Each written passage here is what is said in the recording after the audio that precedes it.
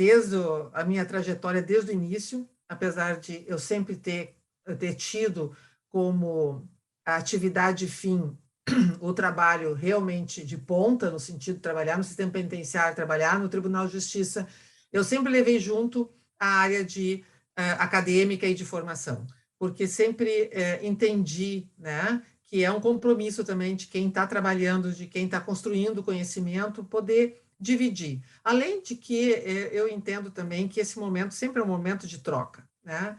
Eu acho que toda a minha dedicação à docência sempre foi, talvez, a atividade mais prazerosa que eu tive em termos de trabalho, porque é um momento em que a gente pode parar, pensar no que está fazendo, trocar com colegas e sempre, sempre há um aprendizado mútuo, né? Então, acho que por isso que está sendo a atividade mais difícil de eu deixar e acabo estar sempre envolvida de novo em algum curso, alguma atividade, porque é quase que faz parte da gente isso, né? É muito difícil a gente deixar algo que realmente ajuda a gente a se renovar a cada dia. Então, assim, agradecendo novamente eu poder estar aqui e nesse papel privilegiado de uma aula magna, né? O que nós conversamos que seria o foco desta noite seria exatamente poder discutir um pouco sobre essa relação da psicologia com o direito, considerando a nossa realidade brasileira, né? E também em termos de espaço de trabalho, o que os profissionais estão fazendo, né?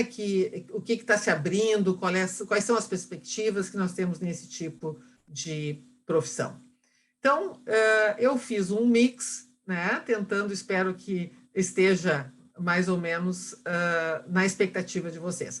Considerando uma aula magna, né, geralmente aula, então fica geralmente a pessoa dá a aula e não é exatamente uma troca, mas considerando que eu entendo que a troca é a parte mais importante, penso em deixar um pouco de tempo, né, no final, para que a gente possa trocar e tirar as dúvidas. Então, as dúvidas ficariam para o final, né? Quando a gente abriria, vou tentar não ocupar o espaço todo com a aula, mas poder deixar depois uma parte para a gente poder ter um pouco de diálogo também.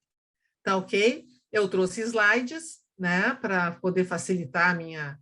Eu vou botar aqui, vamos ver se vai dar tudo certo, né? Essa é a parte final do desespero, que a gente quer que tudo acabe direitinho. Vamos ver. Vamos botar aqui. Vamos botar aqui. E deu. Mudou para vocês? Aí mudou o slide? Mudou. Esse é o único. Mudou. Ah, então tá. Qualquer coisa, eu não estou te ouvindo, tá, Inês? Mudou, agora, então tá.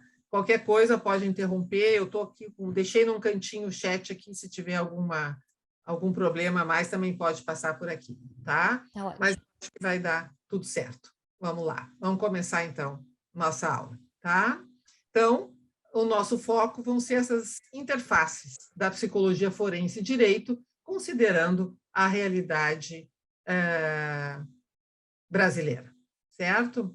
Primeira coisa que eu pensei, que eu acho que para quem está começando, é sempre uma confusão essa terminologia, do que nós estamos falando. Então, uns se identificam como psicólogos forenses, outros jurídicos, judiciários, e essa terminologia gera um pouco de confusão, às vezes até de embates, e eu pensei que a gente podia começar esclarecendo alguma coisa, porque isso também vai fazer algumas, vamos dizer assim, diferenças depois, quando a gente for discutir as questões mais institucionais. Existem, eu acho que, eu entendo, 3 expressões que são as mais difundidas, que é a psicologia jurídica, psicologia judiciária e psicologia forense, né? Vejam bem, nós estamos usando mais a palavra forense agora, e o próprio curso proposto para o INSTED é de psicologia forense, né? Então, por isso eu entendo que é interessante a gente esclarecer isso. O que seria uma psicologia jurídica, né? Então, aqui, esse termo é o termo mais amplo que nós temos, e ele se refere realmente ao direito, em conformidade com os princípios do direito. Então, é como se eu quisesse me referir a tudo que envolve a relação da psicologia com a justiça, tá? É um termo bem amplo. Já a psicologia judiciária, ela se refere à justiça, mas também muito mais ao juiz e à própria instituição judiciária, né? De tribunal de justiça. Então, está muito mais restrito às atividades que acontecem dentro do tribunal. E aí fica mais, são questões mais relativas aos juízes, ao processo judicial também, mas muito mais restrito. Acho que essa é a ideia, restrito à tomada de decisão do juiz especificamente, né? As dinâmicas também de tomada de decisão e outras questões dessa índole. A psicologia forense, ela já se refere mais, vem com aquela noção, né, de foro relativo aos tribunais, justiça, mas ela traz aquela ideia ainda, né, de origem da praça pública, do foro forense, no sentido de discussão de decisões que envolvem a justiça, mas bem a ideia de decisões, de todo o processo decisório de tomadas de decisão muito mais amplo do que aquela só judiciária. Quando a gente fala em psicologia forense, nós estamos incluindo, por exemplo, as questões da fase investigativa, também entram aqui. Então, ela é mais ampla no sentido dessa dinâmica toda que tem no sentido de decisões relacionadas a questões legais. Tá? Então, o que eu quero primeiro chamar a atenção é que quando a gente se refere à psicologia forense e propriamente à judiciária, que hoje em dia nós usamos praticamente para questões, às vezes até institucionais, do Tribunal de Justiça, né? Por exemplo, na minha época, quando eu fiz o concurso para o Tribunal de Justiça, o meu nome do meu cargo era psicóloga judiciária. Eu sei que agora é a ideia do analista e tal, mas naquela época era psicóloga judiciária. Eu estava dentro do judiciário. Né? Então, por isso a ideia é mais restrita. A psicologia jurídica, então, ela inclui toda essa ampla gama de atividades que existem, né, das mais variadas, e incluiria também a psicologia forense e a psicologia judiciária. Aqui, então, a psicologia forense, com a noção de foro, de discussão das questões legais, tomada de decisão dessas questões legais, mais amplas, incluindo outros elementos além dos próprios juízes, incluiria esta área mais específica que nós estamos trabalhando aqui, que é o nosso foco, que é a perícia e a assistência técnica. Por isso que quando a gente quer salientar que nós estamos nos referindo a esta atividade específica, a terminologia mais adequada seria de psicologia forense e não de psicologia jurídica. Tá? Para vocês terem uma ideia, então, eu trago um conceito que eu gosto muito do Clemente, que é um espanhol, e ele explica essa questão da psicologia jurídica, e esse termo também, psicologia jurídica, tem muito a ver com alguns países, né? A origem, então nós vamos ter mais em países da América Latina, em Espanha também, o termo jurídico, enquanto que em outros a gente nem vai encontrar isso. Mas a ideia, né, isso que eu quero trazer aqui, é de que a psicologia jurídica tem como objeto de estudo comportamento de pessoas e de grupos em suas relações dentro de ambientes determinados juridicamente, bem como as evoluções dessas regras enquanto durarem esses relacionamentos. Vejam bem, esse é um conceito extremamente amplo, então é como se tivesse nós estamos discutindo o comportamento das pessoas e elas dentro deste contexto que está regido pelas questões de regras jurídicas. Tá? Então, é bem amplo mesmo. Já aqui, ó, a psicologia forense, conforme esse autor Howard nos traz, diz que é um ramo da psicologia aplicada que tem como preocupação a coleta de dados, o exame, a apresentação de evidências para os propósitos judiciais. Então, nós estamos falando aqui exatamente deste foco que está sendo proposto, por exemplo, com o curso de especialização, que é um curso que vai se voltar para aquele conteúdo, né, que vai discutir a coleta de dados, o exame e a apresentação de evidências para propósitos judiciais. Tá? Por isso, psicologia forense. Quando a gente volta para esse conceito mais amplo da psicologia jurídica, eu estou só dando aqui um olhar para vocês terem uma ideia da amplitude desse guarda-chuva que é a psicologia jurídica, né? Aqui nós temos algumas das áreas de estudo que ela pode comportar. Por exemplo, psicologia testemunho, psicologia dos juízes, penitenciária, criminal, jovem infrator, vitimologia, a mediação, que não envolve nada de perícia psicológica, e também o estudo das relações do direito com a justiça, norma jurídica e até psicologia policial. A perícia psicológica seria, então, uma área de estudo dentro da psicologia jurídica, que nós vamos nos dedicar e que passa a ser mais reconhecida pelos termos de psicologia forense. No Brasil, o reconhecimento dessa área da psicologia na relação com o direito já existe no nosso Conselho Federal de Psicologia, e exatamente com a noção de um termo muito mais amplo, se estabeleceu aqui no Brasil como a especialidade em psicologia jurídica. E ela já existe desde 2000, né? Foi instituída na resolução de 14/2000 e depois modificada quanto às suas formas de reconhecimento em 2007. Mas desde 2000 nós já temos a descrição do que seriam as atividades desse especialista e o reconhecimento dele como um especialista que é dado pelo Conselho Federal de Psicologia. No início haviam formas diferentes de reconhecimento, mas hoje esse reconhecimento é dado por cursos reconhecidos pelo MEC. Então, aqueles cursos de especialização que têm o curso reconhecido pelo MEC, que versam sobre a psicologia jurídica, vão, então, dar esse título de especialista para os profissionais que eu fizer. Só lembrando, então, que dentro desta gama de atividades que podem ser desenvolvidas pelo psicólogo, que são reconhecidos como da psicologia jurídica, e eu não trago nem aqui toda a descrição, porque são vários slides, né? Porque é a descrição mais longa que eu já vi de uma atividade, mas pincei duas aqui só para vocês verem como a área da perícia e da assistência técnica se encontra também descrita aqui. Por exemplo, diz lá a resolução: o psicólogo avalia as condições intelectuais, emocionais de crianças, adolescentes e adultos em conexão com processos jurídicos.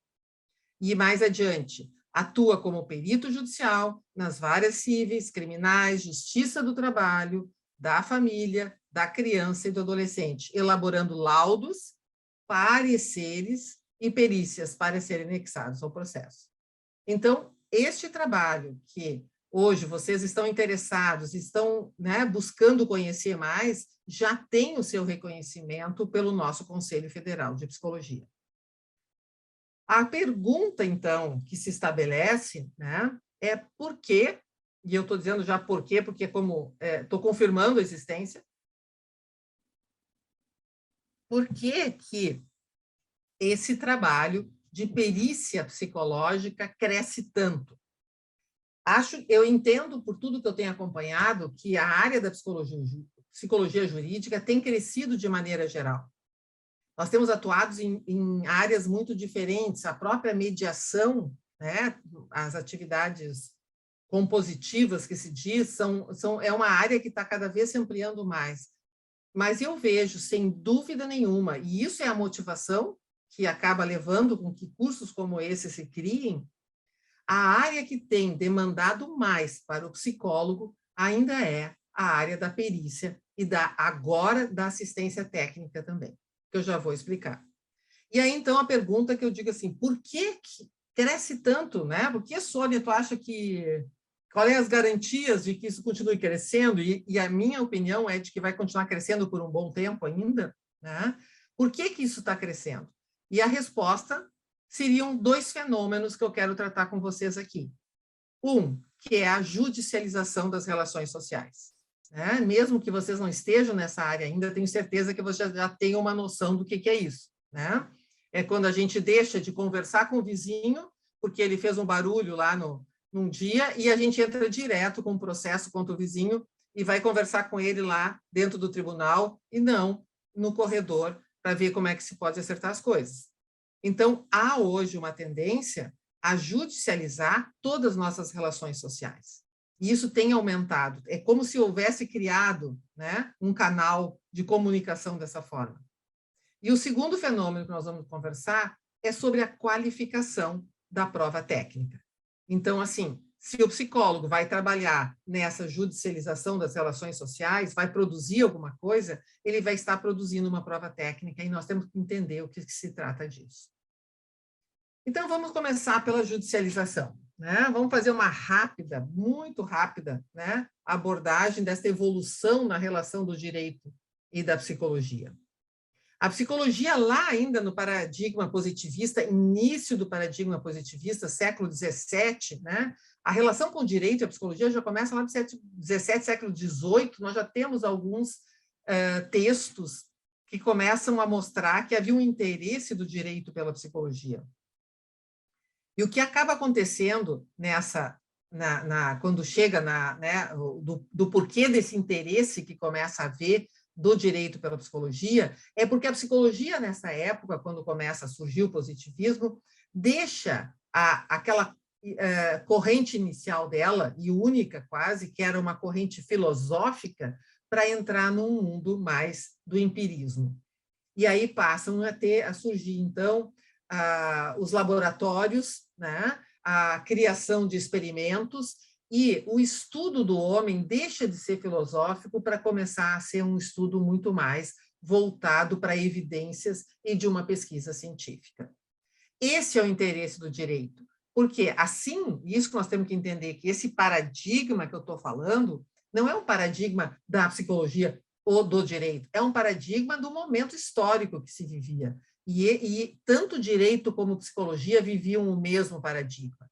Então, nesta ideia crescente de estudar o homem de uma maneira mais científica, na relação com o direito, a ideia era, inicialmente, que a psicologia pudesse contribuir no sentido de entender o que havia de errado com aquele que cometia crimes. Porque a ideia era de um homem, que todos os homens, né? Aí temos algumas teorias, mas os homens tinham uma certa natureza, e essa natureza teria saído errado, de alguma forma, quando alguém cometia crime, né? E o erro estaria neste homem. E o direito, como tem toda essa busca, né, do livre-arbítrio, a ideia de que o homem é responsável pelas coisas que ele faz, se interessou por essa busca da psicologia em identificar diferenças que existiam nos homens e que pudessem justificar o crime.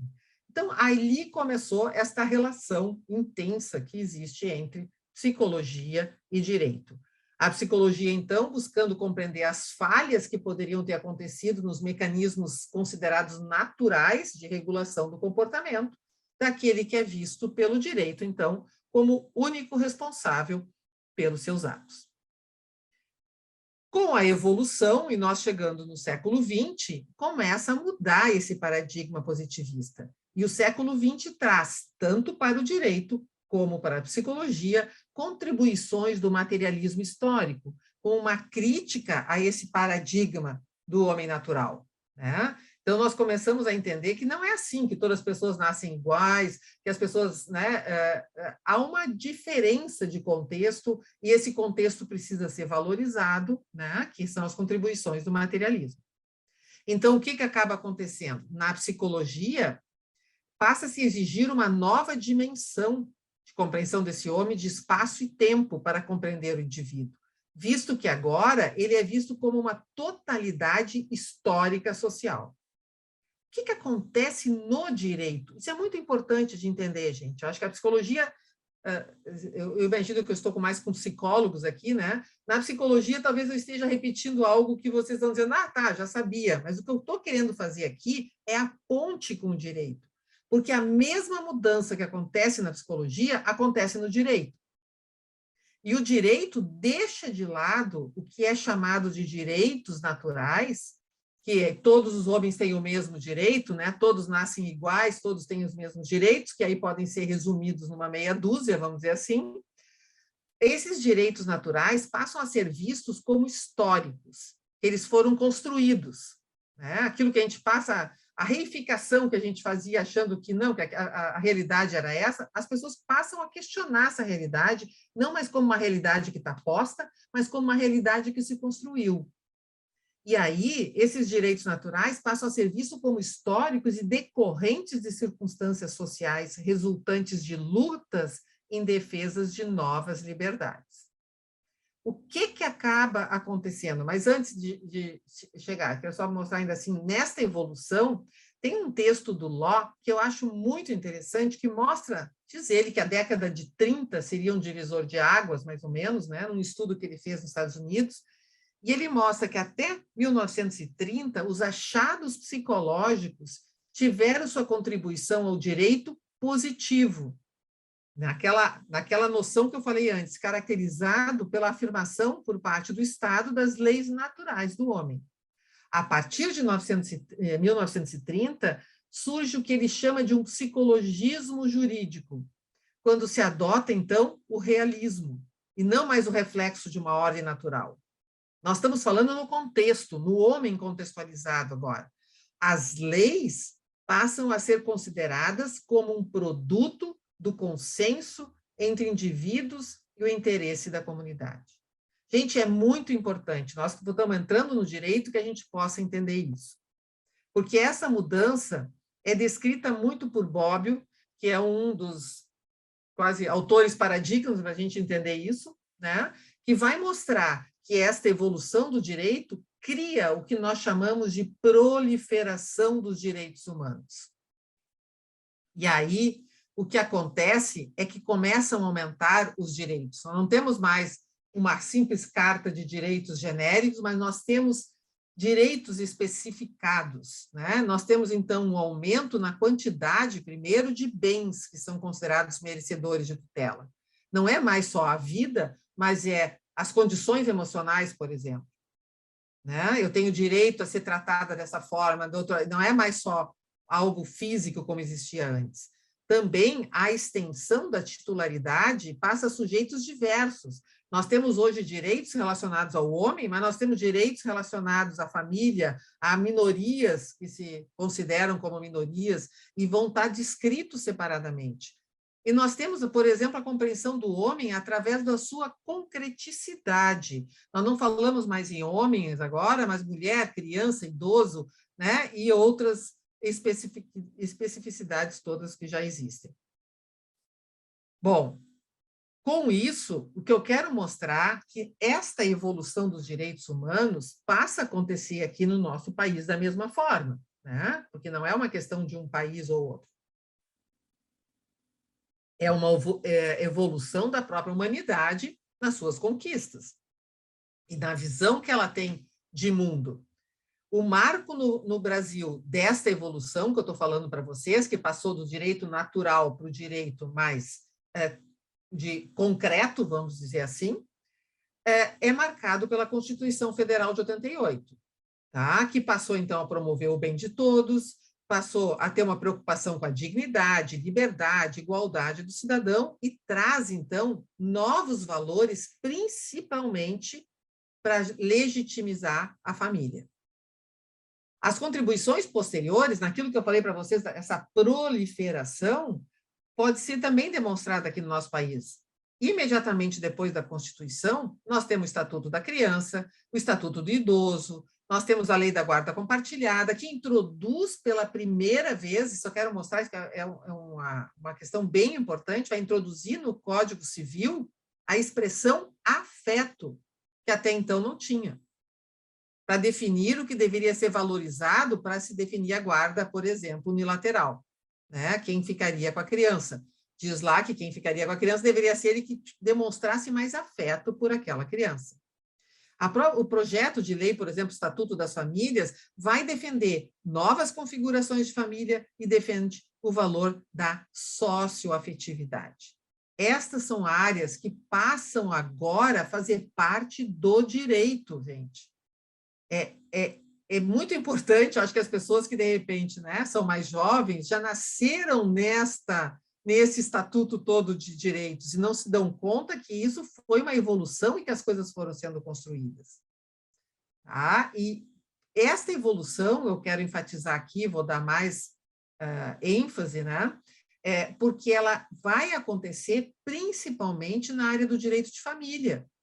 que tem a ver com todas essas relações que nós vamos estabelecer, né, da família no sentido desde uma adoção, desde quem são os filhos legítimos, desde o tipo de guarda, que antes era de um, agora pode ser compartilhada. Enfim, a área da família vai trazer mudanças extremamente significativas para o nosso direito e para a nossa realidade. Isso é importante entender, que quando eu estou falando do direito, ele, na verdade, está representando, ele muda para poder dar conta das mudanças sociais que estão acontecendo.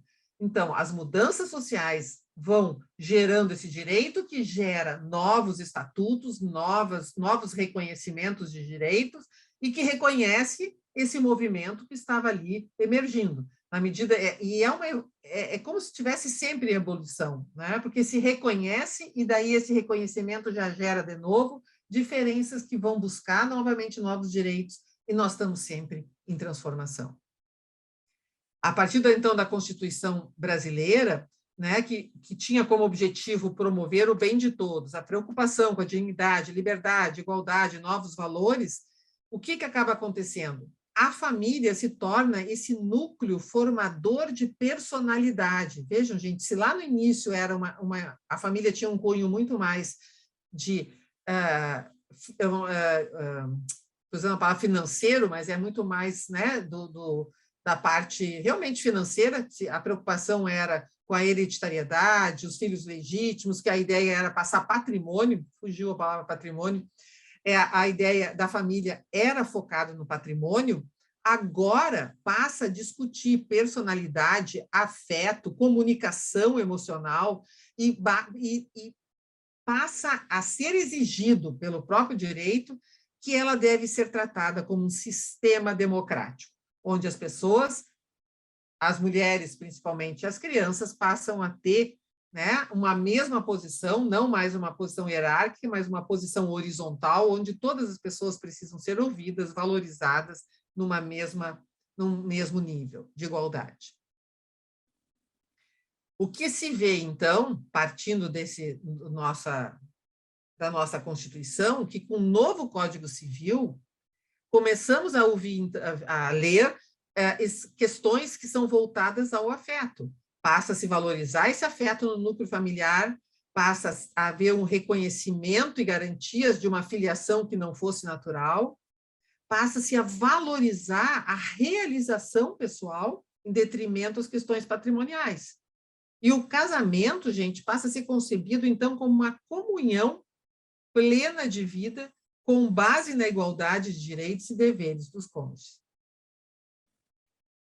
Eu coloquei algumas coisas em vermelho aqui, que eu quero que vocês sintam o que eu estou tentando trazer aqui.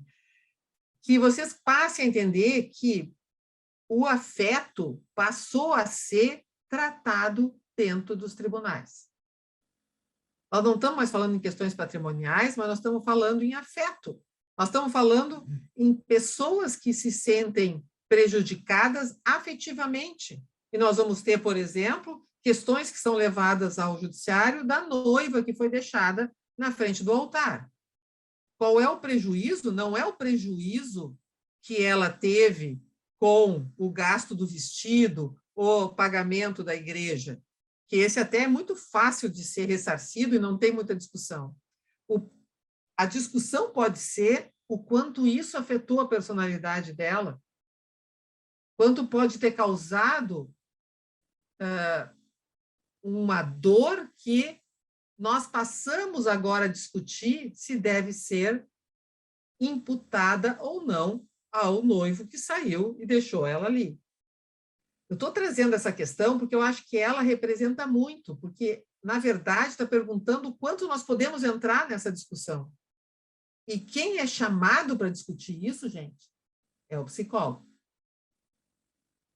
Que vai ter que opinar sobre tudo isso, e aí a pergunta que eu já faço para vocês, que são da psicologia. Onde é que estão as nossas diretrizes teóricas para discutir tudo isso? Em que livro está escrito sobre a noiva que foi deixada no altar?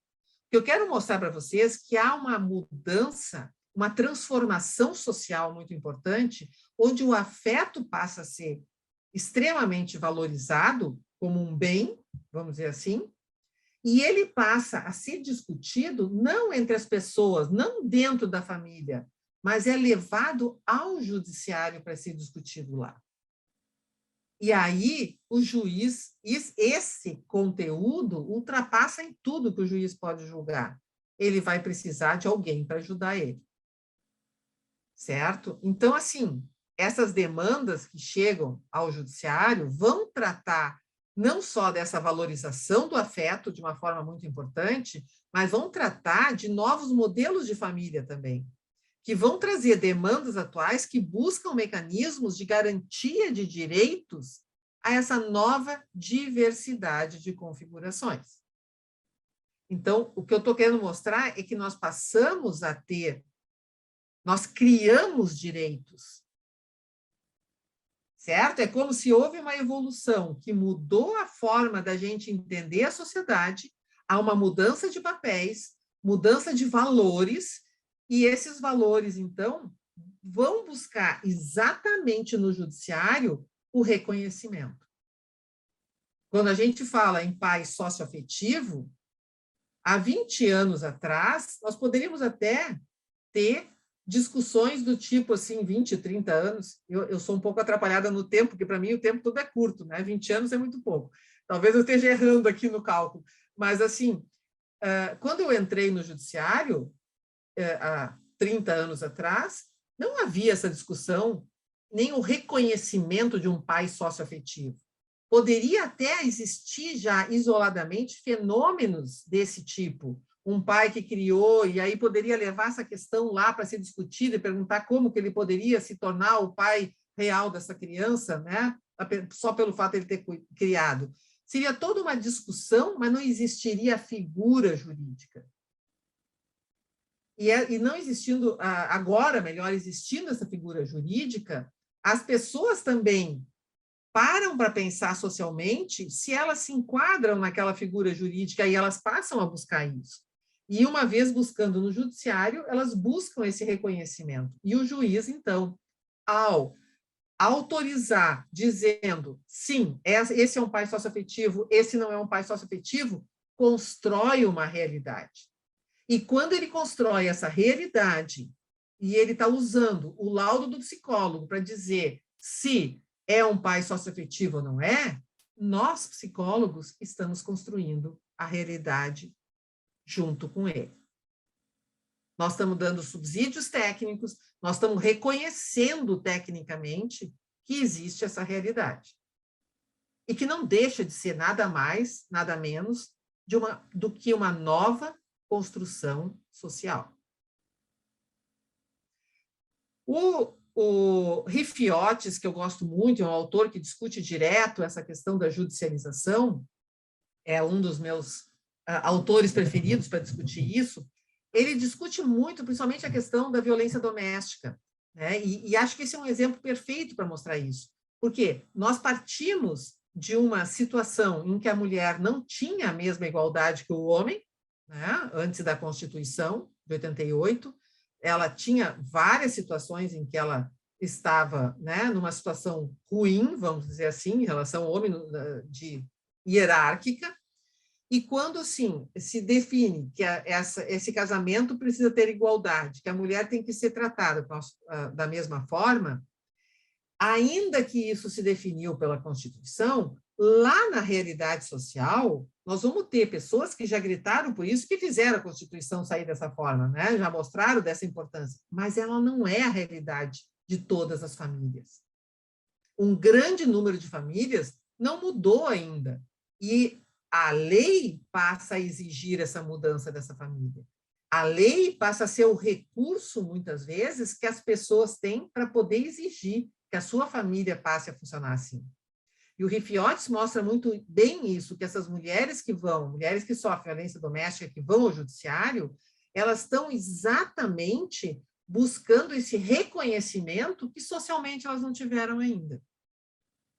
Então, elas vão até o judiciário, precisam do judiciário, porque o ideal seria que esse reconhecimento ocorresse socialmente, e não precisasse um juiz dizer assim que tem que ser.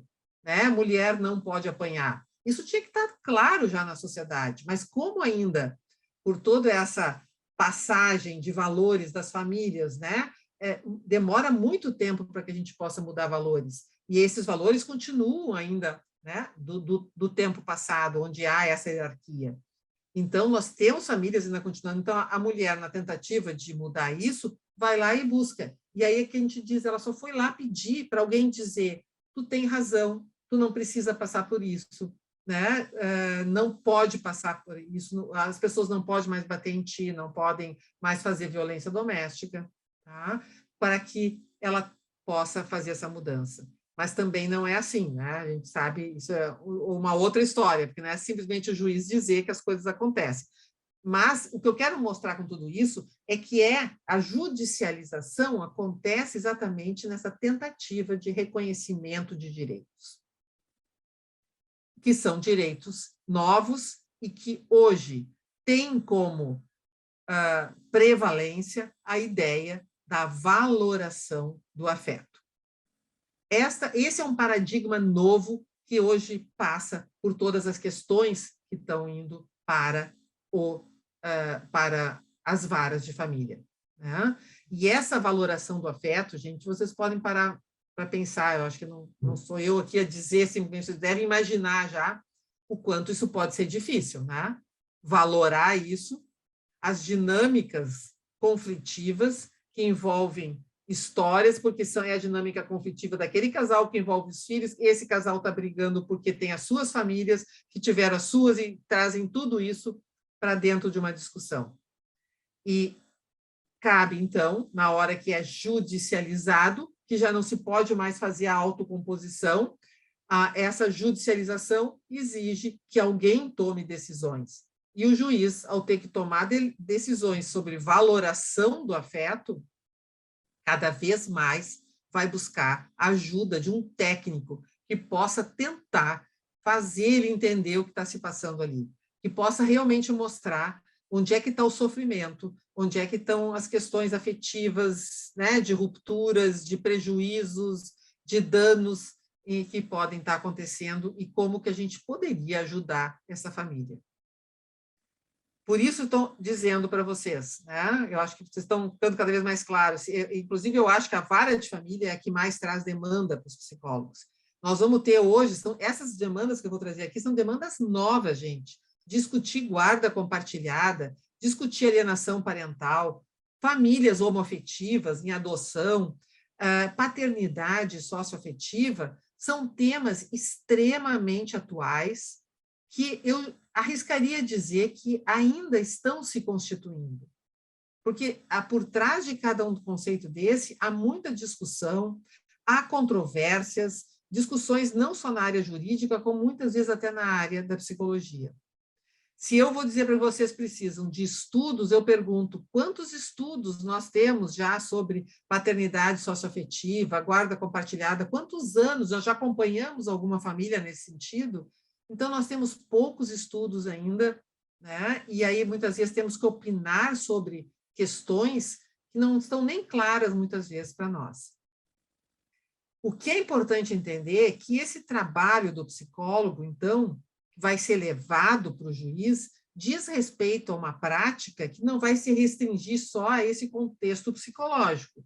É de fundamental importância que o psicólogo entenda que está trabalhando junto com o direito.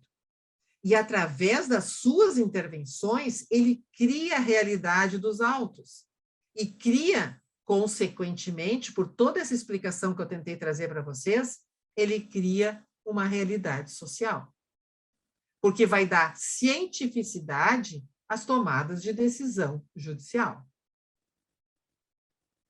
Então, vocês estão conseguindo compreender a nossa responsabilidade nisso?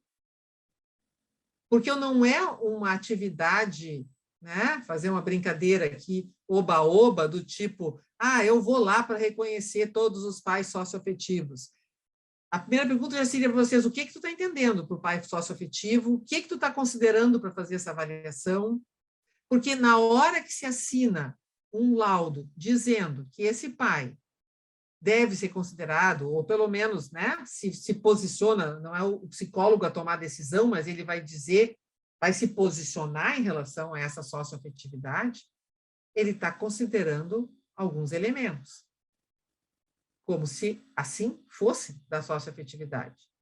E aí, com isso, ele prepara um campo para as próximas avaliações, para os próximos que virão, para os psicólogos que vêm depois dele, ele vai construindo um campo em que torna isso como realidade. Assim, o perito leva aos autos, né, a tarefa do perito é, o seu laudo, levar aos autos a realidade psicológica dos atores do processo jurídico, então. Né? A nossa preocupação aqui é levar vamos dizer assim, características, né, desses atores do processo, que é o réu e o autor, ou requerente ou requerido.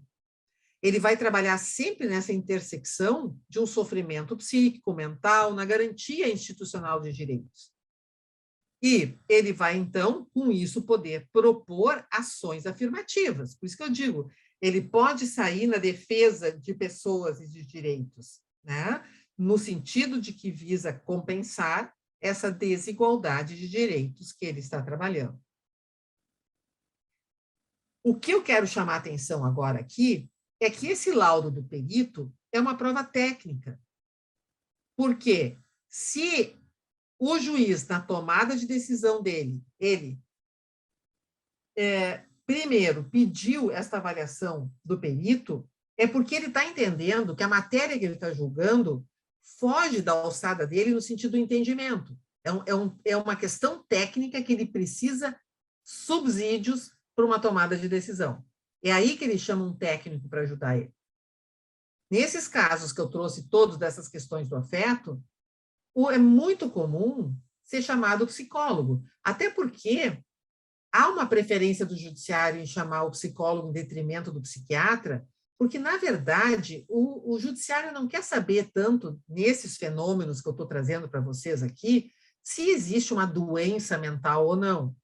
Ele quer saber de dinâmicas, ele quer saber de funcionamento, ele quer saber de comportamento. E, nisso, o psicólogo pode ser muito mais produtivo para o entendimento do juiz. Assim, o juiz chama o psicólogo para entender essas situações e o psicólogo emite, como perito, um laudo. E com esse laudo, ele vai sustentar decisões judiciárias. Não é nada incomum encontrarmos, principalmente em varas de família, sentenças de juízes que colocam fragmentos de laudos psicológicos. Então, nós estamos juntos nessa tomada de decisão. Por isso, o laudo que o perito psicólogo emite, né, é considerado uma prova técnica, e como tal, precisa ser produzida com imparcialidade e com rigor científico. Eu não vou, devido à hora, eu não vou detalhar aqui, porque nós temos ainda muito pouco escrito no Brasil, né, de delimitar esses critérios de aceitabilidade da prova técnica. Basicamente, nós temos as determinações do nosso conselho de que o psicólogo precisa ser ético, e por isso imparcial, e precisa trabalhar dentro do limite da ciência, certo? Então, seria isso mais ou menos que está aqui, né, que a gente pode ver em outro momento. Porque o que eu quero chamar a atenção, e para mim é mais importante agora? Eu quero apenas que vocês entendam que como o profissional psicólogo está entrando nessa seara de tomadas de decisão, né, no sentido de subsídios, a tomada de decisão não é dele, mas ele dá subsídios que justificam essas tomadas de decisão. A pergunta é, se o juiz precisou chamar um psicólogo para uma área de que ele não domina, como que ele vai saber que esse trabalho do psicólogo foi bem feito, que é um trabalho de qualidade? Porque é uma área que ele não domina. Ele não pode saber se um teste foi usado errado ou não, ele não pode saber se aquela abordagem está correta ou não, ele não sabe se o psicólogo fez inferências além do que ele podia. Aí a pergunta que surge é, quem avalia a prova técnica? E aí exatamente nesta garantia de direitos, e a Constituição já prevê isso, né, que todo mundo tem direito ao contraditório, em toda a legislação processual, a previsão de que um outro técnico possa analisar esta prova do perito e verificar se ela foi feita com qualidade. Esta é a figura do assistente técnico. Então, se o perito oficial é de confiança do juiz, é o juiz que chama ele, né? E a perícia só sai se o juiz determinar. Ele é sujeito a impedimentos, ele não pode, né, estar envolvido com a pessoa. O mesmo impedimento que o juiz tem para julgar o processo são colocados para o perito também. Toda a função do perito é auxiliar o juiz e aí fazer a avaliação no sentido de examinar, verificar, comprovar fatos, e no final esse perito escreve um laudo e entrega para o juiz. O que acontece? O juiz, então, permite que as partes que estão litigando permite, e é absolutamente opcional, não é obrigatório, tá? Que elas possam ter o seu profissional de confiança, elas contratam um assistente técnico para examinar esse processo todo da perícia. Esse assistente técnico, então, é de confiança da parte, não é sujeito a impedimento, nem suspeição, ele vai auxiliar a parte, ele vai analisar essa perícia quanto aos procedimentos e achados, e no final ele escreve o que nós chamamos de um parecer. Então, vocês estão vendo o quão rico é esse trabalho. Agora, esse assistente técnico que sempre existiu, e há toda uma evolução na legislação também, já houve uma época em que perito e assistente técnico sentavam juntos para redigir um documento, isso já mudou há muito tempo, mas já houve essa época. Então, hoje é muito claro, muito bem definido pela legislação. Tem um que faz o trabalho da perícia e tem outro que observa e vê se está bem feito. Certo? É uma dinâmica entre dois profissionais da mesma área. Assim, esta área que nós estamos falando da perícia que tanto evolui também no campo de trabalho para o assistente técnico. E digo mais, quanto mais nós temos pessoal assistente técnico trabalhando, sem dúvida nenhuma, a qualidade das perícias tem aumentado. Há uma preocupação já dos profissionais em apresentar um trabalho que possa ser lido tecnicamente de uma forma mostrando a qualidade do seu serviço. Aqui, só para mostrar, para quem não entende disso, mostrar que assim, ó, o Código de Processo Civil prevê, então, assim, ó, alguém faz a perícia, ele protocola o laudo, as partes são intimadas para ver, o assistente técnico tem 15 dias para olhar esse trabalho feito pelo perito, ele vai, então, comentar esse trabalho, né? E se ele faz críticas, o juiz geralmente devolve para o perito para responder. Esse pode ser feito, de novo, quesitos complementares, e o trabalho do assistente técnico começa antes da perícia, me esqueci de dizer. Ele já faz os quesitos antes da perícia. Por quê? O que são os quesitos? Ele dá o olhar para o perito. Olha, nós estamos preocupados com isso, na nossa versão do problema. Então, ele faz os quesitos e o perito tem que responder. Então, eu só quis mostrar que há uma dinâmica estabelecida aqui, tá? Que envolve esses dois profissionais. Então, assim, ó, para nós entendermos, tanto o perito como o assistente técnico devem respeitar os marcos da legislação processual, os códigos do processo civil, código do processo penal, e devem respeitar os marcos éticos da profissão. Esses marcos nem sempre se apresentam de uma forma congruente. E, às vezes, e nós temos situações, eles se apresentam até de forma contraditória. E nós temos que lidar com isso. Resolva-se o problema, né? Então, só para vocês terem uma ideia, uma aguinha aqui.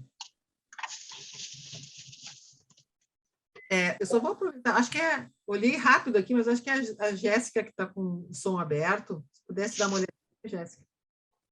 É que está com ruído. Obrigada.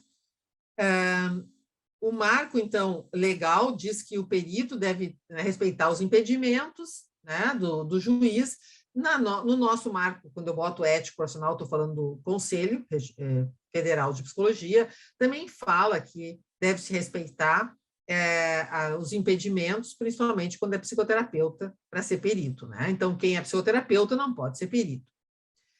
No assistente técnico, já é um pouquinho diferente. O marco legal diz, não há nenhuma restrição para eu contratar um assistente técnico. Então, eu, como sou parte, se eu quiser contratar minha mãe, meu pai para ser meu assistente técnico, ok, ninguém vai questionar.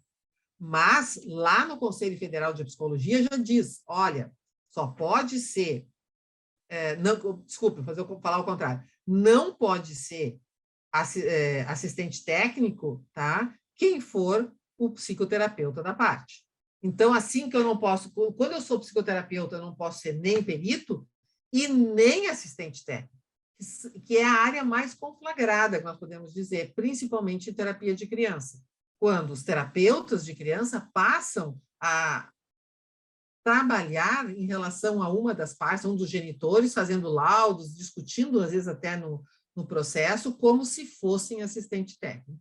E isso é vedado e é uma falha ética que pode ser punida pelo Conselho. Depois, nós temos a questão mais importante, né? Porque agora, com o Código de Processo Civil de 2015, diz que quando o perito for fazer a sua perícia, ele deve assegurar aos assistentes técnicos das partes o acesso e acompanhamento às diligências. Enquanto que o nosso conselho diz, o psicólogo, assistente técnico, não deve estar presente. Olha o problema que nós temos intenso aqui, porque fala da presença do assistente técnico dentro ou não da sala do perito. E aqui nós temos, então, tem a lógica, eu sempre digo assim, olha, antes da gente ficar irritado com alguma coisa, nós temos que entender a lógica. E há uma lógica no marco legal processual. A lógica é a transparência da prova. O que o marco legal processual está buscando é que o sujeito que se submeteu a uma prova, né, técnica, que tenha essa prova extremamente transparente para que ele possa se defender e a gente saber que foi tudo feito da melhor forma possível.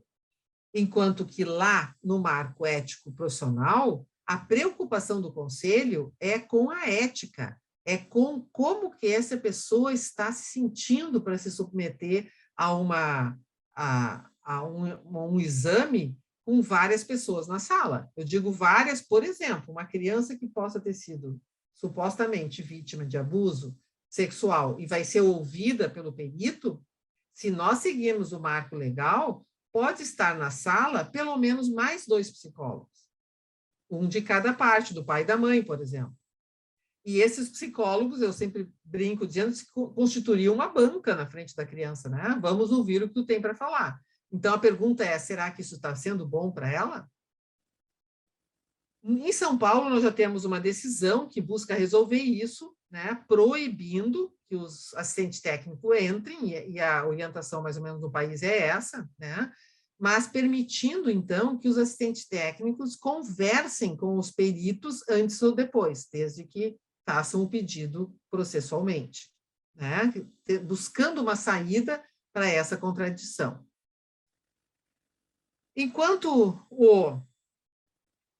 o perito, basicamente, tem para si a construção da prova técnica, né? O assistente técnico, posso dizer que nosso país ainda está com a atividade dele quase que em construção, né? Legalmente, é previsto, principalmente, que ele formule os quesitos e depois analise o laudo. Isso está previsto lá, dizendo que essa é a atividade do assistente técnico, né? E ele deve manter sempre uma postura ética de não caluniar, não questionar sem fundamentação, não produzir falsas denúncias, né? Porque não é esse o objetivo dele, não é lutar pela parte que o contratou de uma forma desleal e antiética.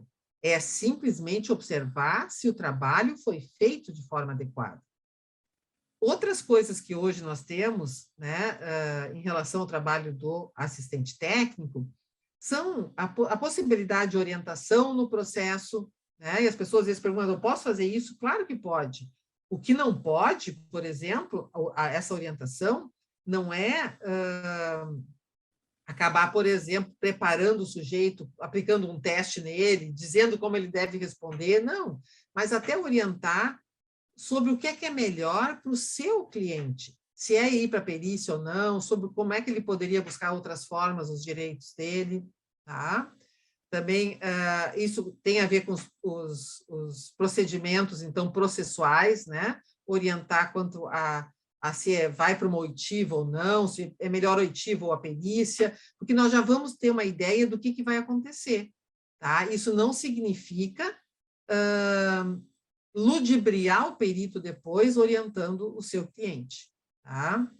E também, muitas vezes, a gente pode até fazer, elaborar pareceres sobre questões técnicas que envolvem esses procedimentos. Muitas vezes eu já fiz pareceres que envolvem um estudo, por exemplo, do processo, um estudo técnico desse processo. Então, vamos olhar como é que tudo foi acontecendo, quais são as provas, essas provas que foram apresentadas, como é que elas podem ser entendidas numa dinâmica do que está acontecendo, entende? Seja de alienação, seja, enfim, de um maus tratos, tá? Usando apenas o processo. É importante entender que quando a gente entra para esse trabalho de assistente técnico, né, nós devemos sempre visar o melhor para o nosso cliente, mas isso não significa que o nosso objetivo é ganhar na justiça. Principalmente quando há crianças envolvidas, eu sempre digo, o bem maior ali do nosso interesse é a criança, não importa de que lado nós estamos. O psicólogo não deve atuar nunca como um advogado, sempre respeitando os princípios éticos da boa prática profissional. Para finalizar, eu gostaria de falar agora um pouquinho, entendendo isso, o que eu quis mostrar aqui, e eu especifiquei um pouco mais do assistente técnico, foi que quando nós falamos, então, nesta área forense, e a demanda é a avaliação, nós temos o perito e nós temos o assistente técnico. Tentei mostrar como que eles se relacionam e a complexidade dessa relação. Cabe ao perito fazer a melhor avaliação psicológica possível daquele caso, dentro da ética e da ciência. E ao assistente técnico avaliar as melhores condições do seu cliente nessa situação e avaliar, principalmente, se esse cliente foi tratado com justiça dentro dessa avaliação, se não houve erros no processo de avaliação. Considerando, então, esses dois profissionais que vão atuar interrelacionados, né, vamos pensar que demandas chegam para esses profissionais, de onde chegam essas demandas. E aí, nós vamos ter top 1, né? Primeiro, maior demanda que nós recebemos, varas de família. Não tem a menor dúvida isso. Tá? Onde o maior número de psicólogos tem trabalhado. E aí nós vamos ver que são todos esses conflitos de guarda, convivência, alienação parental, parentalidade socioafetiva, maus tratos, abuso, negligência, e que tem a ver muito com aquele processo que eu tentei falar para vocês da judicialização das relações familiares. Tudo agora se resolve na justiça. E aí, quando vai para a justiça e não há uma autocomposição entre as partes, alguém tem que tomar a decisão sobre o caso. Esse alguém é o juiz, que vai se assessorar do psicólogo. Outra vara que traz muita demanda são as varas de infância e juventude, que trabalham basicamente com violência, né, maus tratos, direitos aviltados em relação à criança e o adolescente. Aqui entram as questões de destituição de poder familiar, adoção, maus tratos, abuso sexual e também as avaliações com infratores, aqueles jovens que cometem atos infracionais. As varas criminais trazem encaminhamentos em relação também a avaliar esses autores de violência, né? São abusadores sexuais, também podemos avaliar vítimas nessa área, crimes contra a pessoa, né? Quando o caso é muito grave, muito violento, pode-se também pedir avaliação desses agressores, se discutir imputabilidade penal, se a pessoa sabia o que estava fazendo ou não, progressão de regime, exame criminológico. Das varas cíveis, além, eu estou trazendo ela separada das varas de família, porque nós temos outras questões que não são de família especificamente, principalmente dano psicológico resultante de acidentes, de insultos, enfim, inúmeras situações que pode estar associado. Capacidade civil, se a pessoa tem condições de se cuidar sozinha, precisa um tutor ou não. Tá? Varas do trabalho, que também é uma área que o psicólogo tem atuado agora, cada vez mais. Eu acho que foi a última área que se abriu para realmente abrir para o trabalho do psicólogo, e principalmente tem questões de assédio moral, assédio sexual, muito importantes, além de capacidade laborativa. Isso é para dar uma ideia, né? E aí eu posso perguntar para vocês acreditam que é uma área crescente? Olha o número de demanda, o número de tipos de demanda. Não estou falando em números, estou falando só na diversidade até agora. E aí a pergunta, eu acho que vem é essa. Nossa, né? Eu imagino, espero que vocês tenham pensado assim, nossa, tudo isso, né? Certamente tem muito trabalho para psicólogo, mas como é que a gente se prepara para atuar nessa área? Como é que eu faço a diferença para até receber, para fazer um trabalho bem feito, em primeiro lugar? Eu acho que isso sempre é o mais motivador, né? E para poder receber o reconhecimento disso. Então, assim, peritos e assistente técnico, primeiro, precisam sempre trabalhar dentro da ética e dos limites da ciência psicológica. Nós seremos sempre, antes de psicólogo forense, psicólogos. E esse enquadre precisa estar sempre conosco, ainda que a gente vai executar um trabalho que não é dentro da área da psicologia, especificamente, né, do tipo psicologia clínica. Nós vamos prestar serviço a uma outra área de conhecimento. Então, nós temos que saber nos relacionar com essa área.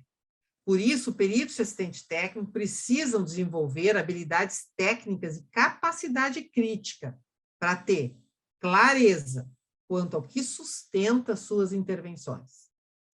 Por que eu estou fazendo a minha investigação desta forma? Por que eu estou dizendo, como assistente técnico, pontuando determinadas questões? O que sustenta por trás? O que me sustenta para dizer isso? E mais, eu preciso ter clareza quanto ao uso que vai ser feito dessas minhas intervenções. O que vai ser feito com o dado que eu estou passando? Isso é também uma responsabilidade minha. E aí entra a ética. Para Lesel, o psicólogo que for atuar nesse marco teórico deve possuir conhecimento, não apenas da área psicológica que está investigando, mas também do sistema jurídico que vai operar, conhecer jurisdições, instâncias com as quais se relaciona, legislação vigente, normas estabelecidas quanto à sua atividade, e deve se familiarizar com a terminologia da área jurídica. Eu tenho que entender o que os agentes jurídicos estão falando.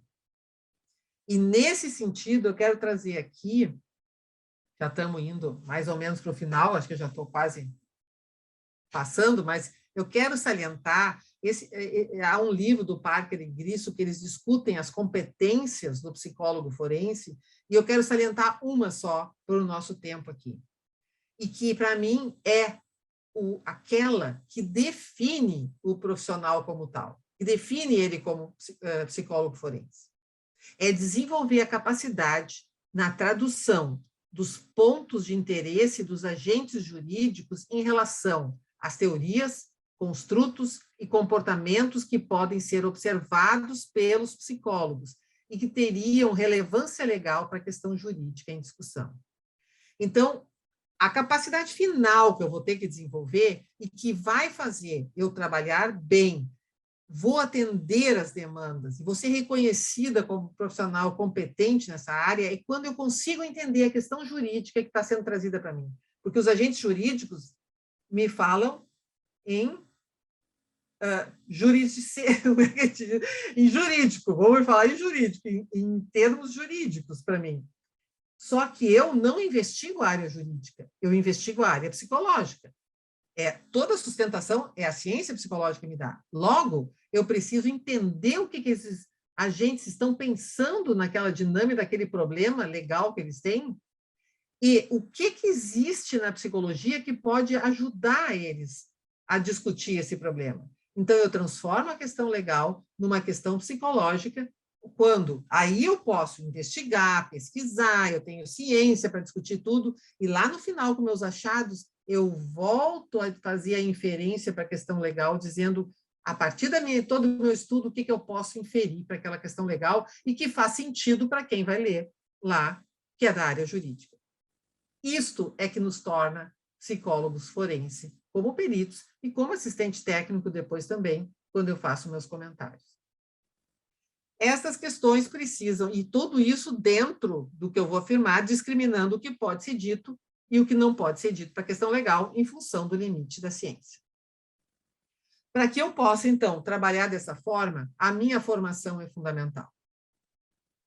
Não há como a gente sair de um curso de graduação e se sentir capaz de poder trabalhar nessa área. E o que eu tentei mostrar para vocês é de muita responsabilidade. Quando nós, na nossa atividade, estamos formando também a sociedade, eu acho que nós temos que pensar muito bem no que nós estamos fazendo.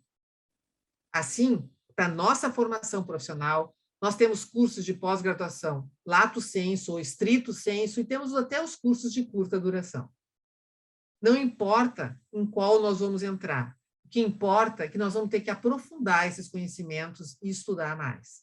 No lato sensu, nós temos, eventualmente, cursos de psicologia jurídica, que diz que vai dar aquele guarda-chuva que eu falei para vocês. Temos aqui do INSTED o curso, por exemplo, de psicologia forense, a perícia forense, quando está bem focado nisso que eu apresentei para vocês, que eu trabalhei com vocês aqui, apenas a ideia do perito e do assistente técnico, da relação, que precisa também, tem campo para um curso de lato sensu, porque vocês viram o número de demandas. Então, há vamos dizer, muito a ser discutido para cada uma dessas demandas. Eu tenho demanda da área neuropsicológica, eu tenho demanda da área do trabalho, eu tenho demanda com criança, com adoção. Vocês imaginem, e que são demandas diferentes. Então, temos muito para estudar e que se refere única e exclusivamente ao trabalho do perito e do assistente técnico. Assim, fica aqui o meu convite, que vocês possam, né, se interessar por esse curso. Eu acho que ele foi bem montado. Eu, de alguma forma, né, eu participei e dei umas ideias, uns pitacos. Acho que a Inês foi muito esforçada, buscou, sem dúvida nenhuma, né, sei de muitos profissionais que estão nesse curso, buscou qualificar o curso com profissionais realmente reconhecidos. Acho que aquela regra, né, que a gente monta um curso de pós-graduação lato sensu, é o profissional que, antes de tudo, tem a sua experiência para falar, que vai falar do que faz naquela área específica da aula que está dando, e que tem também uma formação para poder dar, né, esse enquadre acadêmico a esse conteúdo que ele está passando, mas principalmente falar da experiência dele. E acho que vocês têm inúmeros professores que vão poder fazer isso. Parabéns para o INSTED, parabéns para Inês, e agradeço mais uma vez a oportunidade de poder compartilhar com vocês essa área que eu amo de paixão, gosto muito mesmo, né? E que agora também posso abrir para vocês, para se ainda tiverem um tempo para pergunta, não sei nem bem que horas são, mas ainda posso disponibilizar. Não, estamos fechando no horário quase, não está tão ruim, né, Inês? Deu ali. Corri um pouquinho, mas acho que se tiverem perguntas ou alguma coisa assim, fico à disposição.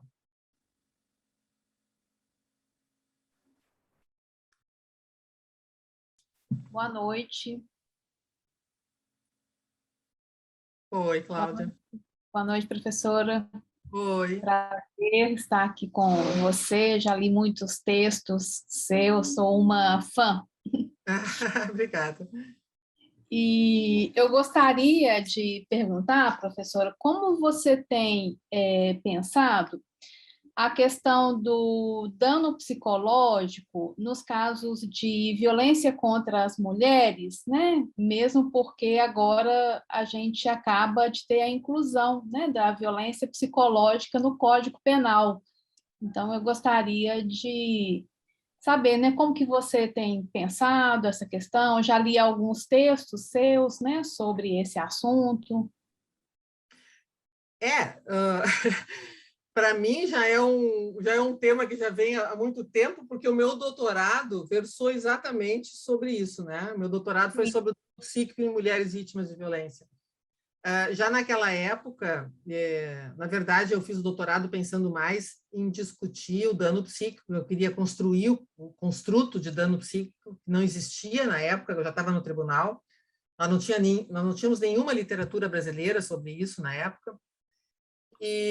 Mas escolhi a violência contra a mulher, né? Exatamente porque se entendia que já naquela época, que claro que nós tínhamos muitas vezes em abuso sexual alguma coisa que pode ter alguma prova material, mas que tanto na violência doméstica, né, que não há já existia essa ideia de que havia a possibilidade desse dano existir sem marcas físicas, né? Então, eu acho que esse conceito foi cada vez mais ampliado.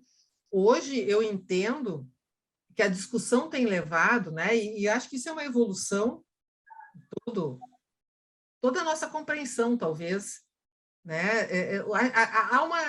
Há uma compreensão diferente, eu entendo, de paradigma de compreensão de homem, exatamente, né? A nossa ideia, antes, a ideia era de uma integridade física das pessoas. Hoje, nós falamos da integridade psicológica das pessoas. E eu não tenho dúvida hoje que, quando a gente fala na integridade psicológica, a violência psicológica ela pode ser muito, muito mais prejudicial do que uma violência física. A minha ideia, né, falando de uma maneira bem assim, não estou falando agora de autor buscando, mas assim, até da vivência de trabalhar, é que uma das principais coisas, né, o meu mestrado já mostrou isso, doutorado também, quando a gente fala em vítimas, um aspecto que ajuda essas vítimas a se recuperarem, a ultrapassarem, né, a ultrapassar no sentido de não esquecer, mas de ressignificar a sua vivência, e que é fundamental para elas, é o reconhecimento de que elas estão sendo vitimizadas. Não como um aumento da vitimização, no sentido de dizer, coitadinhas, mas um reconhecimento de que aquilo que foi feito com elas foi errado e não deveria ter sido feito, nesse sentido. E que, por isso, né, pode ser reconhecido na justiça como algo a ser punido. Quando isso acontece, há um reconhecimento dessas mulheres e elas conseguem se tornar mais fortes de novo, porque elas recebem o apoio social, o reconhecimento social, mais do que, às vezes, o apoio de um familiar, é da sociedade. E isso é muito importante, da gente trabalhar com a violência contra a mulher, tem tudo a ver com essa violência estrutural, né? Então, assim, a violência física é muito facilmente reconhecida pelas pessoas. Se alguém chega num lugar, né, numa delegacia e mostra um hematoma, não há dúvida nenhuma de que aquela mulher sofreu algo. E ela é imediatamente cuidada, ela é imediatamente acolhida como alguém que sofreu. Já quando nós falamos de uma violência psicológica, e ela senta e diz, é que ele me maltrata, né? Ele me humilha, e as pessoas já olham e dizem, tá, mas qual é a intensidade dessa humilhação? Será que ela está aumentando? Será que isto é o que torna mais difícil a denúncia? Isso é o que torna mais sofrido para as vítimas e que elas mesmas muitas vezes não reconhecem, né? Tinha me orientado, eu comecei a assistir agora aquele seriado Made, né? Todo mundo está comentando, tá o top 1 lá na Netflix, e aí eu estou ainda nos capítulos iniciais, mas me chamou a atenção já da menina chegar e ela dizia, eu não tenho que ir para um shelf, abrigo. Um abrigo, eu não tenho que ir para um abrigo porque eu não estou sofrendo violência doméstica. E a mulher olhava para ela, claro que já tem uma experiência, olhava para ela e dizia assim, não, tu sofre violência, não tem certeza? Não, mas ele nunca me bateu fisicamente. Então, ela não consegue. E isso faz com que elas se sintam, muitas vezes, humilhadas, deprimidas, há tentativa de suicídio, uma série de coisas, e que elas só conseguem relacionar com elas mesmas, e não com o fator externo. Então, aí aquela autoculpabilização forma aquele ciclo todo, né, que agrava cada vez mais, porque é ela que realmente é errada, é ela que não consegue achar nada bom nele, é ela que porque ele não fez, ele não bateu nela. Então, ela vai dizer isso para quem? Só pode ser o problema ela. Então, isto é muito grave. Isto é muito grave, né? E por isso que eu acho mais difícil de lidar, mais difícil de identificar e de resolver. Mas você acha, professora, que com os nossos documentos é possível produzir, né, ou traduzir, melhor dizendo, né, todo esse sofrimento e todos esses danos que nós identificamos nas mulheres que sofreram, né, e sofrem ainda a violência psicológica? Sim, eu acho que sim, né? O que eu posso dividir contigo, assim, o cuidado, né? Claro. Porque assim, ó, eu vou trazer o meu sofrimento, né? Eu, quando fiz meu doutorado, eu acho que foi numa época, no 2013 eu defendi, né? Tudo é muito longo para mim, então já faz agora 18 anos. Essa questão da mulher estava pipocando, entende? Estava começando, assim. Eu me lembro, assim, quando eu fiz o doutorado, eu passei a ser chamado para tudo que é lugar para falar sobre violência contra a mulher. Eu dei palestra em brigada, aqui é a brigada militar que nós temos no Sul, né? Eu fiz os militares, com a polícia, como é que a gente lida, participei de organização de coisas de acolhimento. Então, assim, aquilo era uma coisa assim, né, chamava a atenção. E eu me envolvi muito, porque eu fiz uma pesquisa com mulheres que tinham sofrido abuso, mulheres que tinham sofrido violência doméstica, e elas, eu me sensibilizei muito, foi bem sofrido. Eu fiquei bem, foi bem sofrido fazer esse doutorado, por compartilhar essa experiência com as mulheres. E quando eu tive uma única situação, porque na época não tinha ainda nem a violência contra a mulher, não existia ainda tudo, meu histórico, todas as coisas vão sendo criadas. A lei, E né? a lei, não existia, o A lei juizado. Maria da Penha. Não, Maria da Penha não tinha e o juizado também não tinha onde atender ela separadamente. Então, eu me lembro que eu atendi um caso de mulher que veio para ser avaliada, e era uma situação muito específica, para ser avaliada onde eu estava como dano.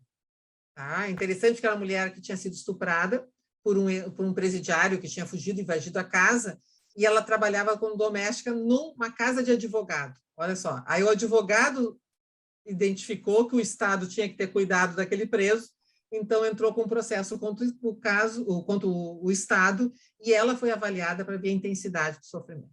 E essa mulher estava muito, muito mal. Mas, pela primeira vez, eu me defrontei do que é fazer uma perícia.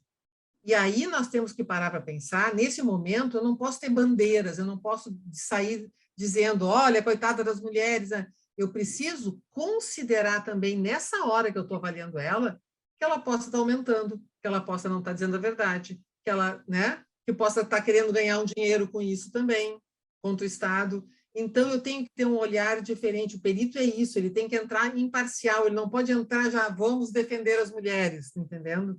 E aí eu me lembro que eu fiquei bem angustiada nessa situação e pensei, nossa, até por que eu fiz tudo isso no meu doutorado? Agora não sei como que eu vou lidar com isso, mas é exatamente a gente buscar as evidências.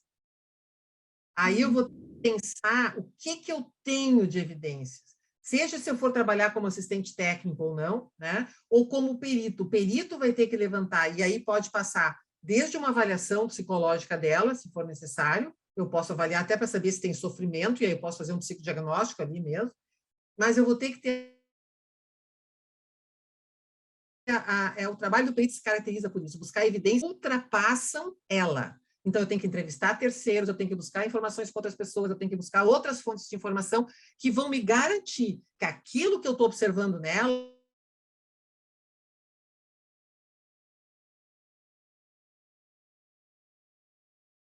tá? Então, esse é o trabalho complexo, é o trabalho de avaliação de dano, é o trabalho complexo, quando eu tenho que falar sobre vínculo de causalidade.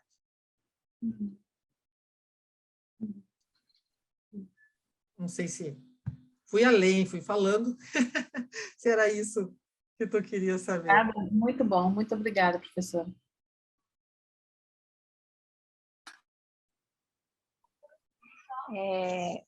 Doutora Sônia, Oi. só uma dúvida aqui, eu queria pedir desculpa que eu não posso abrir a câmera. Tá. Eu não sei se eu entendi bem na hora que a senhora falou sobre o que pode e o que não pode lá do assistente, né? Eu estou iniciando os meus estudos nessa área, tá? Eu Tá. formei recente, né? Então, ainda estou, assim, bem verdinha. E pelo que eu entendi, eu não sei se eu entendi errado, a senhora disse que não importa se é um parente, que ele pode realizar, ele pode ser um assistente técnico, é isso? Porque Obrigado por trazer a questão, Flávia. Assim, Uhum. ó, eu disse isso considerando o Código de Processo Civil, tá? Que diz que não há restrições a quem é o assistente técnico. Os impedimentos e a suspeição só existem que impedem o trabalho do perito. No assistente técnico não há suspeição, não há impedimento. E sabe por que que o código diz isso? Porque o assistente técnico já é suspeito por natureza. Ele sempre será considerado suspeito dentro de um processo, porque a parte está contratando ele, a parte está pagando ele. Então, o que ele diz sempre é visto com o juiz como do tipo assim, bom, mas quem está dizendo isso é a pessoa que está pagando. Então, por isso, a gente tem que aprender muito bem como trabalhar como assistente técnico. Nós nunca vamos estar na posição do perito, porque nós somos suspeitos.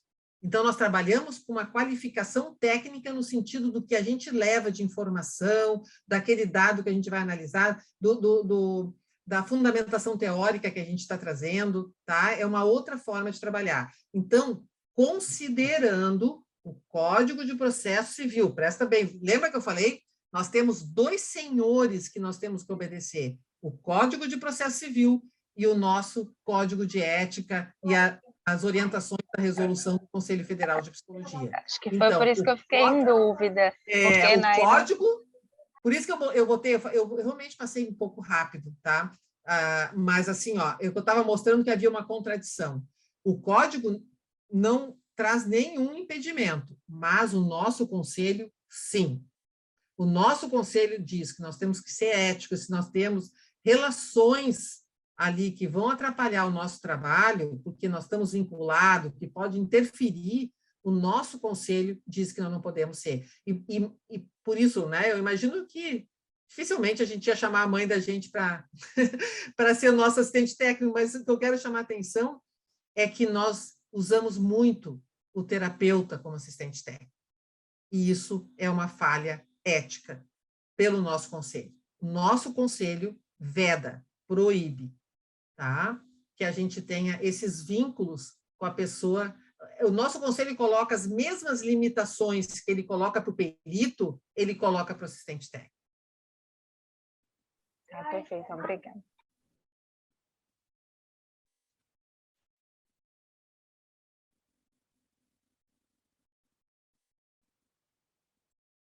Estou dando uma lidinha no chat. Agradeço os comentários. Vamos ver. Paula, quer fazer uma pergunta? Sônia, Oi. Meu nome é Paula, sou de Goiânia, fui sua aluna numa pós aqui em Goiânia, uma pós de jurídica que teve aqui. Já tive a oportunidade de estar contigo também num curso você deu aqui em Goiânia de investigação em situações de abuso sexual. Mas então, o que mais me gera confusão, já trabalho na área, já tem alguns anos, hoje eu faço perícia tanto para o Tribunal de Justiça quanto para Justiça Federal. E, assim, uma das coisas que mais me gera dúvida em relação, porque eu também atuo como assistente nesse campo da assistência técnica, é justamente essa contradição, né, que tem entre o código e o nosso conselho. Né? Então, assim, como perita, eu sempre fico na dúvida, e como assistente, eu também fico na dúvida. Mas aqui em Goiânia, né, a gente acaba levando, assim, isso vai muito de profissional para profissional, e nas minhas perícias, geralmente, eu não vejo problema do assistente estar presente, desde que não comprometa o andamento da perícia, né, e aí eu sempre combino isso anteriormente e tudo mais. E quando sou assistente e o perito fala não vai estar, eu respeito também, né? Mas a parte que me contratou pula lá em cima, né? Sim, Então, sim, bem queria assim. que você pudesse falar um pouquinho mais sobre isso, assim, como é que é isso? A gente obedece, nesse caso, obedeceria o código, obedeceria a resolução, e aí? Tá, vamos falar em termos de hierarquia, vamos dizer assim, né? Uhum, A princípio, quem determina como deve ser a perícia é o perito, uhum, o dono da perícia, e ele determina como deve funcionar. Essa seria uma regra, tá? uhum, A metodologia dele, a forma de atuar é dele, e ele vai responder por aquilo. Então, ele não pode, uhum, os outros mandam, né? Bom, esse perito, então, vai decidir, como tu disse, bom, eu eventualmente acho que pode entrar, se o perito decide que pode entrar, entende? Eu acho que ok, né? Por quê?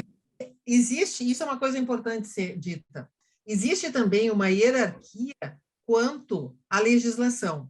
E o Código de Processo Civil e o Penal, enfim, toda a legislação, né, brasileira, nesse sentido, ela é acima das resoluções do Conselho.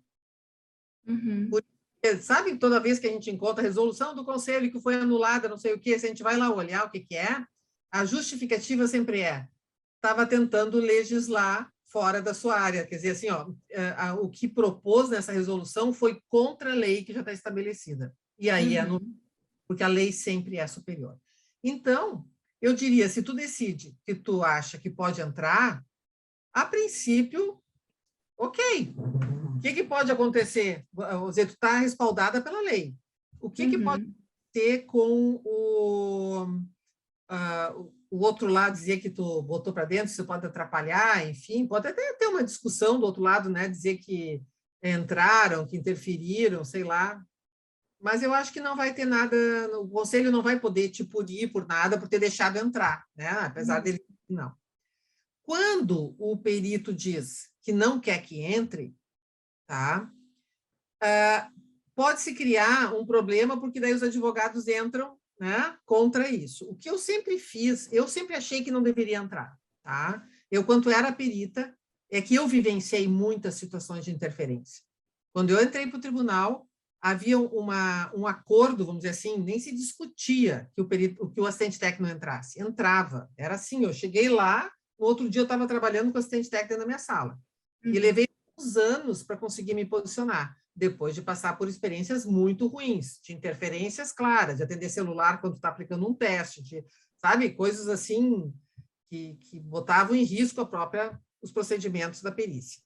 uhum, Eu me posicionei, disse que não queria. E eu acho, assim, ó,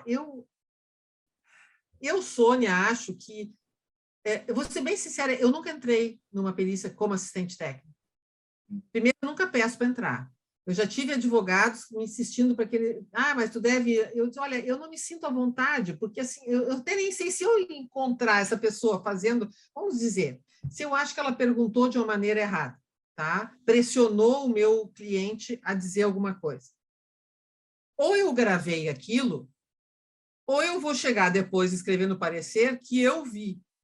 E aí o perito vai dizer, mas eu não fiz assim. E aí nós vamos bater boca. Vocês conseguem entender? Eu não sei o quanto uhum, consigo, eu acho que vai ficar só bate-boca. Porque vai dizer, eu acho que foi assim, não, acho que foi assim. Uma coisa é o perito escrever, e eu ir lá e dizer, olha, da onde tu tirou esse fato não fecha, esse fato não fecha com a literatura, ou entende? Aí é outra coisa, nós estamos falando sobre coisas que estão escritas. Coisas que eu ouvi, sabe melhor se tu trabalha na área, tu sabe melhor que o que não está escrito, não existe.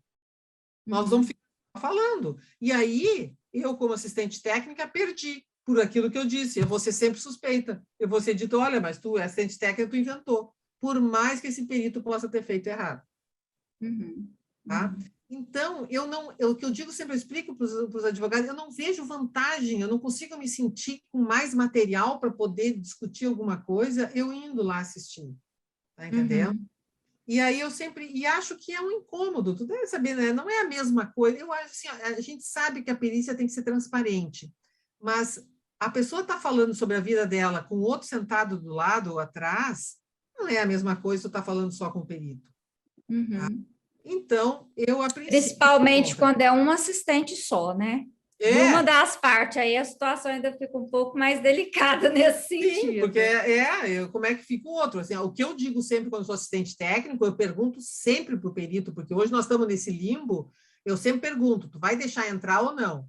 Eu não faço questão de entrar. Agora, se a outra parte entrar, eu entro também. Porque daí aí é dar munição para alguém, tu entende? Porque se aí a outra parte uma coisa, eu também quero dizer. Tá entendendo? Uhum. Eu não posso Uhum. deixar meu cliente solto, como tu está dizendo, com um outro psicólogo do outro lado assistindo o que ele está falando. Aí eu quero estar junto também. Então, Uhum. sempre teria que ter, daí estão uns 3 ali, né, para colher o dado. Então, eu Uhum. acho que seja bom. Mas o que eu quero só trazer assim, eu estou me perguntando como é que faz. Bom, como é que faz? Se eu sou a perita e acho que não deve entrar e a outra parte insiste, eu posso dizer, e eu fiz inúmeras vezes isso na minha vida enquanto eu era perita, eu levo para o juiz, eu explico para o juiz por que eu não gostaria que entrasse. Justifico, dou uma referência teórica, explico tudo. E eu tive várias vezes a autorização do juiz para fazer sozinho, sem Uhum. quando eu justificar. Uhum. Tá? Uhum. Então, é um caminho. Então, o caminho é esse. Ou o perito deixa, né? Ou não deixa, enfim. Se a outra parte insistir, o juiz tem a decisão final. E se o juiz disser entra, aí vai entrar. Não tem como a gente... Uhum. Tá? Uhum. Aí para a perícia, espera o juiz decidir. Foi exatamente isso que eu fiz. Para a perícia Uhum. decidir. Se o juiz mandar, não me aconteceu isso também, mas eu já tinha na cabeça o que eu faria, eu posso depois, na hora que escrevo o laudo, dizer esse fato. Dizer que a Uhum. outra entrou e posso até fazer comentários se eu percebi alguma interferência da pessoa na hora de falar alguma coisa assim, o quanto a presença do outro pode ter interferido no meu achado. Uhum. Uhum. Tá bom, obrigada. Tá? Professora Sônia, Oi. eu sou Fernando Bunlai, sou aqui da Faculdade Insted. Queria agradecer gentilmente a senhora ter aceito aí o nosso convite de forma tão pronta, e eu queria parabenizar pela aula, os comentários aqui, a senhora percebe o quanto foi proveitosa essa noite. Então, a gente, enquanto instituição de ensino, fica muito feliz em poder proporcionar isso numa noite de sexta-feira, poder ter tantas pessoas ainda fazendo essa troca. Então, para a gente, enquanto educadores, é motivo de muita alegria. E parabenizar a Inês pela escolha aqui da palestrante. Eu sei que não é fácil, tanta gente de fora, tanta gente no horário já tão tarde, deixa de fazer as coisas com a família para poder estar aprendendo, né? Trocando conhecimento. Isso é fantástico.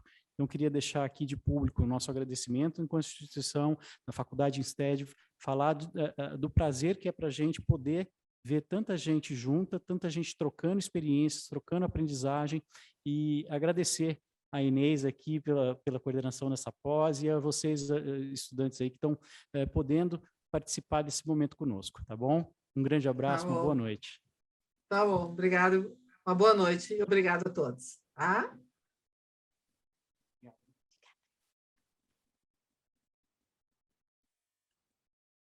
Não sei se vai fazer o fechamento, Inês, ou encerramos? Não, vou sim, vou, Ah, quero tá. falar, por favor. Tá, não, pensei que ele estava fechando, por isso que eu fiquei... Ah, Tá. sim. Alguém mais gostaria de fazer alguma pergunta para a Ah, tá. professora? Aproveitar um pouquinho mais esse momento? Mais uma, se tiver. O É nosso isso. fechamento. Eu quero. Então vamos para a última aí. Vamos lá. Sônia, Graziela, eu também fui Oi. colega da Paula, né? Tivemos você como professora. Pois é, Eu eu também estava trabalho. reconhecendo. Eu também trabalho com perícias e assistências. E tem surgido algo interessante, assim, que eu estou meio sem saber. Depois do laudo feito, que até onde eu sei, né, o assistente técnico é indicado pela parte, dentro do prazo legal e comunicado no processo, né? Tem acontecido, de uma vez o laudo pronto, as partes aparecerem com um novo assistente. mais um, sabe? Ah, não, olha, a gente nomeou mais um, a pessoa quer olhar os testes, por exemplo. Né? O que eu tenho feito é comunicar dentro do processo e questionar se eu posso fornecer informações para esse novo assistente. Como que você costuma fazer? Tá, Graziela, assim, ó. A regra é bem simples, tá? Eu não sei nem te dizer se pode ter 1, 2 ou 10. A regra é, tu só pode falar, quando tu está na posição de perito, tu só pode falar com a pessoa que teve o seu nome como assistente técnico aceito no processo pelo juiz. Ah, então... E isso é a regra. Isso é muito importante tu trazer, porque assim, ó, às vezes a gente esquece. A pessoa chega e diz, olha, meu assistente está ali fora, quer falar contigo, você quer, você quer ser gentil, vou falar. Não, primeiro olhar no... Isso lá do início até. Uhum. Porque é obrigado o advogado botar o nome da pessoa. Eles têm que indicar como assistente técnico, o juiz tem que deferir. Se o juiz não deferir, tem que estar ali o despacho do juiz deferindo. Se o juiz não deferir, tu és proibida de falar, porque tu está passando informações para pessoas externas que não podem ter acesso ao processo. Então, essa é a regra. Se tu vai me perguntar assim, mas lá no meio pode botar outro? Olha, quando vem essas perguntas, eu digo assim, ó, pergunta para o advogado, porque eu já tenho a sensação que tudo pode, entende? A gente acha que a gente vai lá, estuda o código e diz, não, o perito, o assistente técnico tem que ser designado lá no início, mas tudo tem o seu jeitinho de achar ainda que pode, porque não sei o quê. Eu sei que troca pode, eu já substituí assistente técnico, mas tudo formalmente. E aí, quem decide o momento certo de poder fazer isso e de dar certo é o advogado. Tem que ter o procedimento formal. O que tu falou, eu já fiquei imaginando assim, que daqui a pouco tinha um assistente técnico que não entendia nada de testes, e aí, quando tu aplicou teste... Isso. Se ele entrou formal depois, sim. Mas o juiz não deferiu.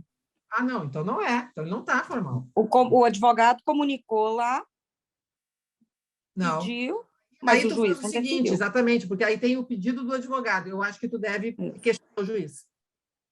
Né? Considerando né, a questão de sigilo processual e tal, eu só posso passar informações para pessoas que estão regularmente, né, que tiveram o seu nome definido pelo juiz. Então, considerando todo, não sei qual é a situação lá que se estabeleceu, né, a apresentação desse nome, se questiona, né, pede para que o juiz informe se esta é uma pessoa que tu deve considerar como assistente técnico ou não, e que tu tem, se pode ou não passar a informação. Foi porque ótimo, também, assim, ó, tentativas de corrupção, a gente sabe, a gente aprende que tem todo o tempo. E aí o melhor, o juiz diz, o juiz informa se está ou não. Então tá, obrigada. Tá bom. Obrigada, Graziela, pela pergunta. Foi Obrigada bem boa. por você. Bom, então, Inês, com essa última pergunta, então, encerramos a nossa aula sim, magna, não é, professora? Pode ir até eu digo o meia-noite, se a gente seguinte... continuar, né? Oi? A gente pode ir até meia-noite, porque o assunto tem um problema. Mas a gente pode fácil até meia-noite, professora. A turma aqui está animada, a senhora viu os comentários, né? E é o seguinte, professora, com a senhora, o pouco é muito. Porque 1 hora com a senhora, esse conhecimento que a senhora traz, a profundidade com que a senhora apresenta é muito para nós, professora. Então, assim, dia 19, estaremos novamente com a professora Sônia Rovinski, aí no primeiro módulo da pós em perícia psicológica forense, aprofundando esses temas que foram abordados aqui nessa noite, então, né? Vocês viram que realmente a gente tem esse privilégio de aprender na fonte, né? Como uma das nossas colegas que está aqui colocou até outro dia no story dela. Então, é isso, não podemos perder essa oportunidade. Agradeço novamente, professora, muito obrigada. Desde o início a gente junto, né? E como a senhora disse, realmente uma das preocupações na elaboração e na hora de idealizar essa pós foi pensar realmente na responsabilidade do trabalho e trazer para os colegas aqueles profissionais que hoje, além de uma robustez acadêmica, eles têm também muita experiência naquilo, na área em que eles estão trabalhando. Então, esse corpo docente é formado por profissionais dessa magnitude. Então, com uma robustez acadêmica e com uma vasta experiência e sendo referência nas áreas em que eles atuam. E como a professora falou, né, nós temos uma diversidade de trabalho em várias áreas de atuação, na perícia psicológica e também no campo da assistência técnica. Nós precisamos realmente estudar, nos aprofundarmos, porque da mesma forma, né, que exige uma complexidade, né, esse trabalho, eu digo que é do estudo, no mesmo grau tem que ser a nossa responsabilidade também, né? Então, é para isso que estamos aqui hoje, comprometidos com a nossa atuação, com a boa prática, né? Então, aqueles que ainda não estão inscritos, convido a se inscreverem e aproveitarem, de fato, essa oportunidade, que é a primeira pós em nível nacional em perícia psicológica forense, né? Então, obrigada mais uma vez a todos vocês. Professora, meu agradecimento, meu carinho e minha gratidão à senhora. Muito obrigada, Inês. Meu abraço a todos e também muito obrigada por todas as coisas que foram escritas aí no chat que eu fui acompanhando, tá? E um bom fim de semana para todo mundo. Vamos lá. Tá bom? Tchau, tchau, então. Uma boa noite a todos. Boa noite, pessoal.